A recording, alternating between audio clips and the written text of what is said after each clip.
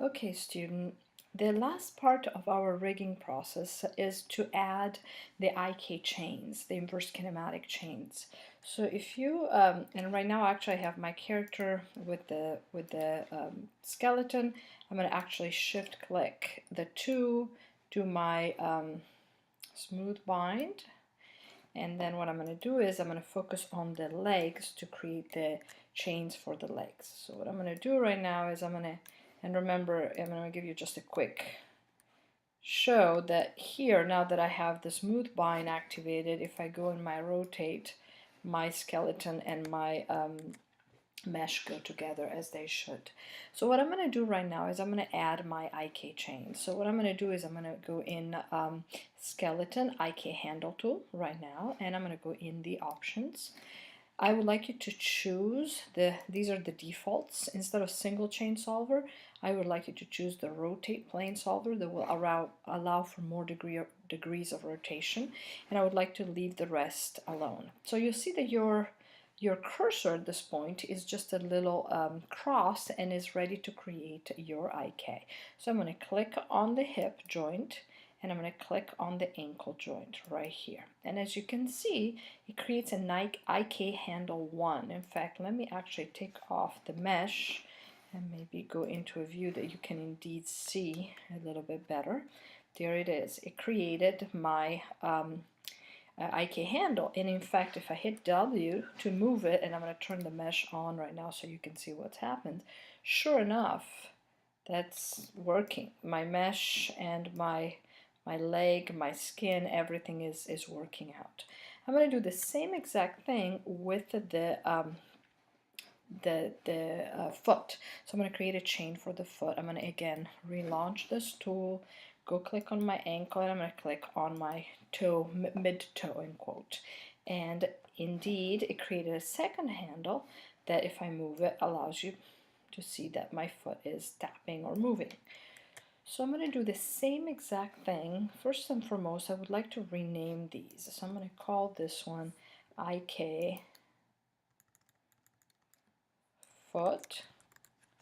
And before IK foot, I'm going to put left IK foot. There we are. And I'm going to go in the outliner right now so that I can see my other handle that I created earlier. And I'm going to call that one left IK ankle.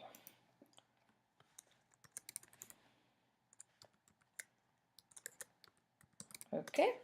And then lastly, I'm going to turn around. I'm going to do the same operation on this side of the leg, on the right side. I'm going to relaunch my tool, and I'm going to create my first IK chain. I'm going to call this one right IK ankle. And I'm going to relaunch and do the same exact thing with the foot. And I'm going to call that right IK foot. And again, if I go and move my foot, it taps up and down, and you can see the IK right here. In fact, we could take the mesh out so you can see it a little bit better. Okay, so what I'm going to do right now is I'm going to create what I call controllers. That means I'm going to create certain shapes that I actually parent to these IK chains, and when I move the shape, just any shape, in fact we're going to start with simple circle, and I'm going to scale it to be a little bit bigger, move it where it belongs, scale it to be a little bit larger and definitely longer. You see how big the feet are.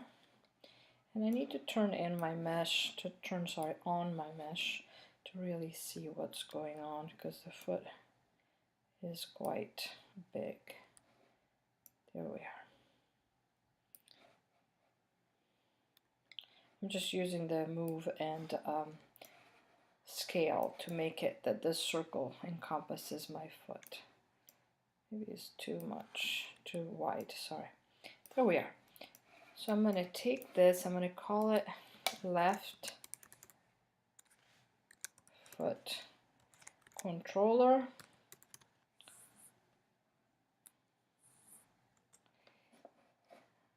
Actually, I I'm going to call it really controller. So then I'm going to freeze transformation on this.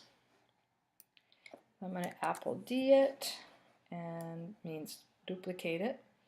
Go to the side, call it right foot controller.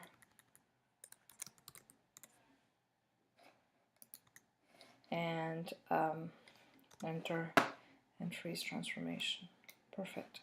So now what I need to do is I need to take my IK handles, the two for the I created for the left, and I'm going to parent the two to, you know, put them in a situation that they act together. And then I want to take my left foot controller next time, and right here, and I'm going to shift click this group, actually command click. If you shift, it will take also the in between, and I'm going to again parent it.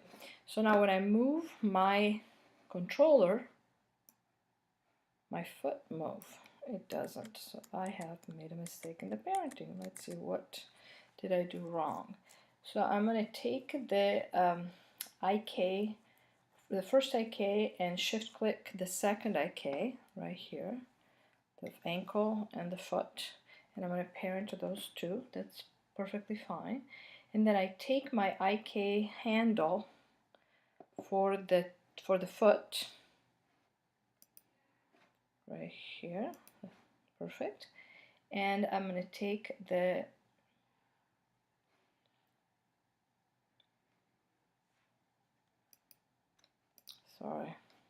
this one and this one and parent it. Sorry, the reverse. That's what I'm doing wrong. I need to select first the child and then the parent. That is my mistake. I knew there was one. There it is. So now when I select my controller and move it, my foot works. I apologize. I knew there was something in the order of things that was a little bit, you know, messed up. So I'm going to do the same thing on this side. I'm going to take my ankle and foot IK, and I'm going to parent them. This time I'm going to be a lot smarter. I'm going to make sure I take the controller first, and then, sorry, the child first, so the IK group first, and then I'm going to command, grab the controller, click on the controller, sorry, and I'm going to parent it. So now when I grab onto my controller and I move it, my foot move. Perfect. Sorry for the little hiccup. I knew I was doing something. There was a issue with the order.